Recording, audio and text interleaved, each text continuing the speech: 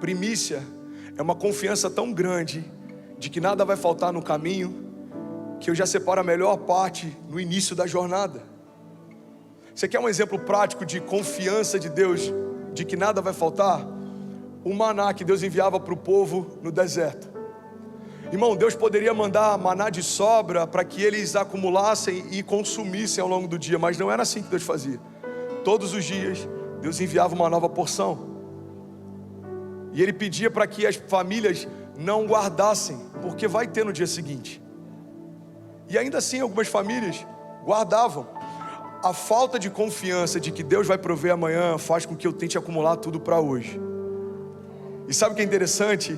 O maná, se ele fosse guardado, ele apodrecia. Então, se você andasse no arraial pelo cheiro de estragado, você sabia quais famílias confiavam em Deus e quais não confiavam. Essa família não confia no Senhor, porque pelo cheiro de estragado tem maná sendo guardado aqui. Irmão, caminhar com Deus, viver um ano extraordinário, começar 2022 como sendo o melhor ano da nossa vida, significa confiar todos os dias na provisão de Deus, na intervenção de Deus, no cuidado de Deus, no agir de Deus, no fluir de Deus, no mover de Deus. Significa começar um ano, mesmo sem saber o que me espera ao longo dele, os gigantes que vão se levantar durante ele, as tempestades que vão acontecer durante ele. O meu coração está firmado numa palavra. Eu não sei como vai ser o processo, mas duas coisas eu sei: como começa e como termina. O meu ano começa sendo consagrado ao Senhor e vai terminar sendo completamente cuidado por Ele. Como vai ser no meio do caminho, eu não sei. Deus não me mostrou. Deus mostrou para Pedro que ele seria um pescador de homens, não mostrou todo o processo do seu apostolado. Deus mostrou para José que ele lideraria a sua família, não mostrou todo o processo, irmão, de cativeiros e desertos e esquecimento. Deus mostrou para Jesus. A Bíblia diz que pela alegria que lhe fora proposta, suportou a vergonha e a dor. Havia uma alegria proposta. Deus mostrou para Jesus a redenção. Deus mostrou a tua família sendo restaurada. Deus mostrou os teus pecados sendo apagados. Então Jesus, ele sabia o início e ele sabia o final da história, irmão. E é por isso que os processos no meio do caminho não roubam a paz de quem sabe nas mãos de quem a sua história está. Alguns confiam em carros e outros em cavalos, mas nós confiamos no Deus da nossa salvação, no Deus de socorro, no Deus de provisão, no Deus de justiça. Você está comigo ainda? Diga amém. A gente pega o primeiro pecado, o primeiro assassinato da história. Você pega a história de Caim e Abel e fala a respeito de duas ofertas. E ontem o Brunão brincou sobre a questão de veganos, né? E é interessante porque nessa oferta a gente vê que Deus rejeitou legumes e aceitou carnes gordas. A picanha foi a primeira oferta aceita por Deus. Deus olhou e falou: eu vou ficar com a picanha. Mas brincadeiras à parte, qual que era a diferença fundamental entre as duas ofertas, entre as duas entregas? Irmão, olha para mim em nome de Jesus. Eu sei que alguns de vocês podem achar que eu vou tentar ministrar sobre ofertas, mas eu não vou fazer uma segunda oferta no final do culto, ok? Eu não quero convencer você a dar mais. Eu quero liberar um princípio que pode mudar para sempre a sua história. Você está comigo? Eu estou ministrando aqui para aqueles que vão governar. Eu estou falando para príncipes. Você é cabeça e não cauda, irmão. Então, para acessar esse lugar de governo, eu tenho que entender os princípios que regem o reino pelo qual eu vou governar. Amém? Então guarda isso. Por que uma oferta foi aceita e outra foi rejeitada? Porque uma oferta era uma oferta de primícia. Ele separou da primeira parte. E a outra, ele deu daquilo que sobrou. Como que eu posso viver em 2022 o maior romper da minha história? Consagrando os primeiros dias do teu ano nas mãos daquele que conhece toda a sua história. Senhor, o Senhor conhece o meu ano de 2020, o Senhor sabe o que eu enfrentei em 2019, o Senhor sabe as minhas crises, os meus medos, os meus gigantes, as tempestades.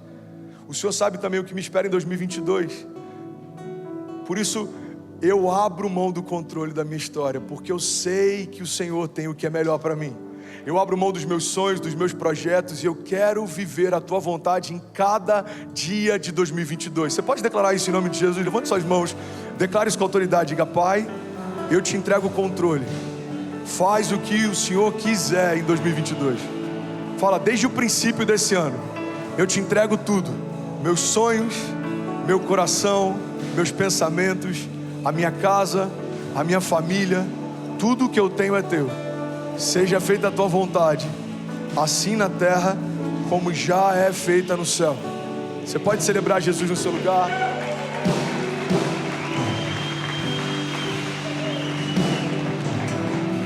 Esse é o poder da primícia. É entregar para Deus a primeira parte de tudo que você tem, de tudo que você faz. Mateus 6,33 diz o seguinte: busque em primeiro lugar o reino de Deus e a sua justiça, e todas essas coisas lhe serão acrescentadas. No versículo anterior ele está falando sobre necessidades básicas. Ele está dizendo, não se preocupa com o que você vai comer, beber, vestir. Busque em primeiro lugar o reino de Deus e a sua justiça, e todas essas coisas lhe serão acrescentadas. Irmão, olha para mim e guarda isso em nome de Jesus. Tem gente priorizando o que deveria ser acrescentado e acrescentando o que deveria ser priorizado. A prioridade é o reino, e o que vai ser acrescentado é detalhe. Tem gente na América morrendo para conquistar os acréscimos e deixando como se fosse um acréscimo que sempre foi princípio. Por que é difícil construir igreja na América? Porque aqui a gente aprende que a nossa hora de trabalho, ela tem valor. Você trabalha 1 hora, dá para comprar um tênis. Você trabalha 2 horas, dá para você passear em Orlando, num parque. Você trabalha um dia inteiro, dá para você fazer X. Você trabalha uma semana, dá para você comprar e pegar a prestação do carro Y. E sem perceber, a gente começa a entrar num regime em que as nossas horas, para a gente, começam a ter tanto valor, que abrir mão de 1 hora nossa para poder ter tempo com Ele, a gente começa a considerar como um desperdício. Eu lembro que no Brasil a gente usava o termo crente domingueiro. Irmão, quem dera se todas as famílias brasileiras na América fossem pelo menos domingueiras. Trabalhei a semana toda, pastor, esse domingo eu vou descansar. Descansa na casa do Pai, traz seus filhos para aprender a crescer, ouvindo Deus falar. Traz para eles sentir esse ambiente, irmão, de manifestação da glória, mover sobrenatural. É uma das maiores crises que a gente vê, pais trazendo seus filhos para o kids ou para os adolescentes e quase que pedindo, faz o meu filho se apaixonar por Jesus. É difícil, ele nunca viu o pai apaixonado. Como que ele vai agora fazer? Como que eu vou convencer o seu filho a se tornar quem você nunca foi?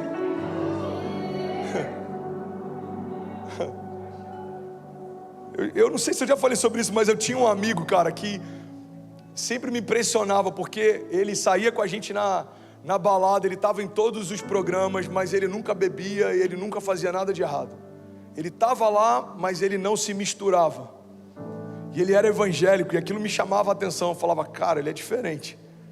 Só que o pai dele tem muito dinheiro, e o pai dele mexia com agiotagem. E eu vi, ao longo do tempo, o brilho dos olhos dele sendo trocados de Jesus pelo dinheiro. Eu acompanhei essa jornada. Eu vi ele começando a aprender a ganhar dinheiro e começando a amar o dinheiro. Eu vi ele começando a crescer e comprar carros e comprar apartamento e o brilho que eu sempre via no olhar dele sumiu. E eu lembro que aquilo foi um choque para mim, porque depois que eu me converti, eu lembrei disso. E Deus falou comigo, filho, o pai dele fez ele se apaixonar pela paixão que o pai tinha. Uma criança que a vida inteira ouve o pai falar, você tem que amar Jesus, mas a vida inteira viu ele amar o dinheiro. Os nossos filhos escutam o que a gente fala, mas eles vão expressar o que a gente faz, irmão. Nosso discurso convence, mas é o nosso exemplo que arrasta. É quem você é que vai mudar a história da tua casa, é quem você é que vai mudar a história dos teus filhos. Você está comigo? Então a dificuldade de pastorear na América é que em algum momento da história a gente começou a valorizar aquilo que para Deus Ele sempre declarou que seria um acréscimo. Ele está dizendo, me busca primeiro e eu acrescento o que você precisa. Me procura primeiro e eu acrescento o que você precisa. Me ama primeiro e eu acrescento o que você precisa. Irmão, se a gente não lembrar de onde Deus nos tirou, nos tornaremos a geração do acréscimo. Buscaremos o que Deus disse que nos daria e acrescentaremos Deus na nossa rotina. Irmão, cuidado para não acrescentar Deus na tua rotina. Deus não quer ser um acréscimo no teu dia a dia. Deus quer ser o centro da tua história. Ei, tudo bem? Você acabou agora de assistir um vídeo. Se você ainda não está inscrito, já se inscreve também no nosso canal, ativa esse sininho aqui embaixo de notificação e toda vez que eu fizer uma live ou estiver transmitindo uma mensagem ao vivo, você vai ser um dos primeiros a saber. Mas eu deixei mais 2 indicações aqui que eu espero que façam muito sentido para você. Então já aproveita e clica para assistir a próxima mensagem, beleza? Seja bem-vindo ao time de incendiários e eu espero de verdade que essas mensagens mudem a sua vida como elas têm mudado a minha também. Até a próxima. Valeu!